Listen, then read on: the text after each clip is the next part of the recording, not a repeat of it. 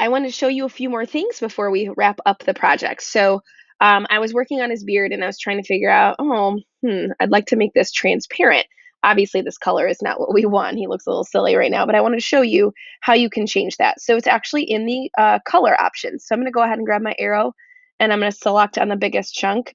And I'm going to go into my custom area. And your option right here will show for transparencies. So I'm going to drag this and I'm going to change it to more of that like stubbly hair look. And then, so now it changes to that transparent color. So that's pretty cool. So I'm going to go ahead and do the same thing to this one. And because you've made that color, it will automatically be in this little color palette down here. So now I have these three pieces. And before I move everything over, I am going to make another layer to represent the darker shadow along the underside of his beard structure here. So I'm going to kind of trace along where I see the darkest values. And it kind of fades away as it gets a little further away. And now I'm going right along his jawline. Because again, the beard is separate from the shadow. So we'll address the shadow in a second. And I want to make sure that I'm going over the top of what I already had. Okay, so there we go.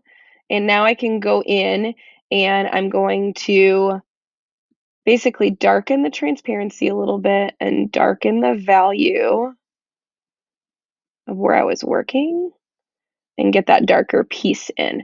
Now it might need to be a little bit darker. So I'm going to go back in and make it a touch darker and maybe a touch less transparent. Say okay. All right, so now I'm going to group these all together. I think I have all my pieces. Good. Arrange, group, and I'm going to go ahead and zoom out. I'm going to drag, and at any point when you hit the shift key, it will lock in that left to right. All right, so I'm off a little bit, so I want to slide over this way, and I'm going to zoom in. I'm going to check for all my alignment. And it does get a little tricky from your original skin. So when you're working on your shadows, you do need to adjust. And here's the cool part about this is I can zoom in and I can adjust this little piece here. So if I double click on it, it makes all of these points into little dots. And let's see, as long as I can grab them, I can adjust the shape. And so I just adjusted the shape to fit better with the edges. So that's a kind of nice option. So again, I double clicked, and as long as you can see those little purple dots, it allows it to be fully adjustable in just that segment, even if you are grouped together with another object. What I also did is I added in that little like white highlight in his glasses. They just didn't seem quite right to me. I needed that like little ring around there to help create that depth. And so I'm moving right along. I'm not thrilled with this upper portion here. I do think this needs to be more transparent. So I'm going to go in and I'm going to say ungroup. So I'm really just looking at this piece. And I'm going to go in and adjust the transparency and make it more transparent. Let's go in there one more time.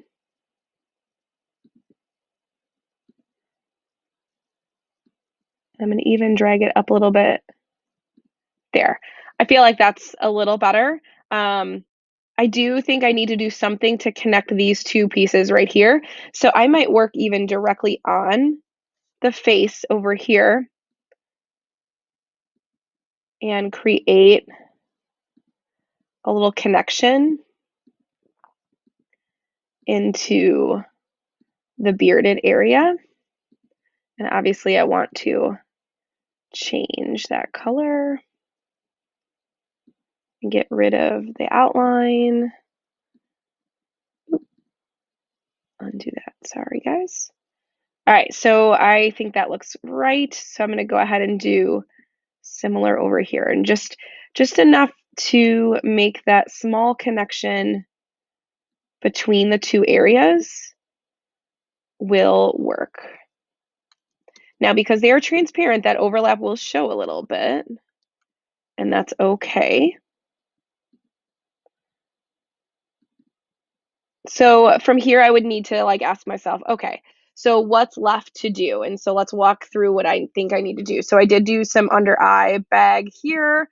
I would go in definitely in and add some like shapes into the hair and adjust the hair just to show like this would be a little bit lighter and show maybe like the white highlights in here. I would go in and add a little bit of darker detail in the sweater and kind of look closely at how the wrinkles are in the clothing. I still need to finish up the shadow in the neck area. And I do need a little bit more work on the nose. I would put in this shadow over here. I would probably put in this whole shape that's on the side of his face here. And then that might be a little tricky because I already put in the glasses. So I might have to do a little reordering or careful cutting to make sure that that shadow makes sense. All right, but we're moving right along. Go ahead and put your finishing touches on it. Hopefully I showed you something new today. Just to review, if you need to make a small edit, like I should probably connect this piece here with the side. So I'm going to double click, make those purple dots show up, and I'm going to kind of slide this and connect to there. I can do the same thing to this piece right here, is make sure that that aligns with everything else that I've already done. Okay, so just working on those small details, going back and forth, and really zooming in and out and just looking at your pictures side by side and asking yourself, am I done? So I'm gonna go ahead and pause my recording, keep working, and I'll show you my finished project.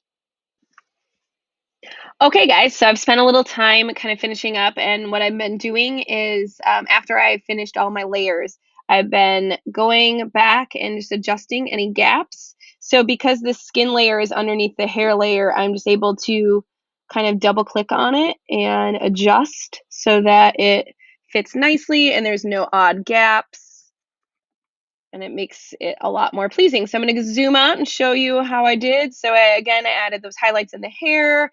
I added a little bit more to the face area to give it a little bit more depth and structure. And then I added to the shirt. But you'll notice that I have some of these like stray lines coming down here because I was just kind of going pretty quick and didn't want to like waste time tracing the edge.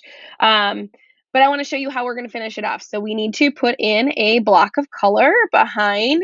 You can make it this dusty blue color if you want, or you could do whatever you want. So I am making a square or a rectangle, and I'm going to go ahead and drag that behind, and I'm going to go ahead and say send to back. Very nice. I already deleted the picture layer underneath over here. I didn't need it anymore, so I just selected it and hit the delete key on my keyboard. So I have a nice finished product right now. So what I need to do is, the first thing I'm going to do is I'm just going to take a quick screenshot. Oh, I got to get rid of this outline. I'm going to take a quick screenshot just in case, side-by-side panel view so that I have it for my record. It's Google, so I could always go into my revision history and go back. But I'm going to go ahead and then now delete this guy and then watch carefully. So what I'm going to do is I'm going to click and drag, and it basically is going to select everything. Okay, and then now I'm going to drag it to the center of my canvas. I'm going to wait for that little red line to pop up.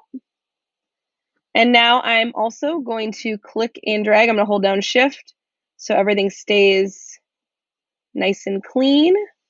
And I'm going to drag basically so that the black stray lines are below my canvas, below my drawing. And now I'm going to go back and hit that to center. Now that looks pretty good. And I'm pleased with it. So now what do I do now? How do I export it? I need to be able to turn it in. So I want to export it as a JPEG. So I'm going to go over here to File. And I am going to go to, hang on, let's get rid of my bubble really quick. Let's see.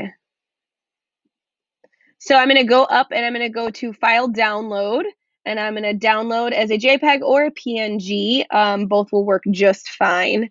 So I'm gonna go ahead and click PNG. Okay, so I downloaded it as a PNG, but I'm also gonna download as a JPEG so that we can compare the difference. Actually, I think I did both, so I'm gonna do them just in case, just one more time, so that we can kind of compare the difference of how they download and what's different about them. So remember, a PNG means more of a transparent image, sorry, that you can kind of see through. Typically means that the background can be removed. Excuse me. A JPEG is a solid object. So in a solid object, anytime you have empty background space, it refills into white. So just so you understand the difference. All right, so let's go into my Finder. I'm going to go to my downloads, and it should be the most recent thing. So there they are. So I'm going to open them up both. All right, so you can see. So actually, our preferred method of downloading is going to be PNG because it got rid of that background. And we don't even have to worry about it. If you accidentally download as a JPEG, here's what you will see.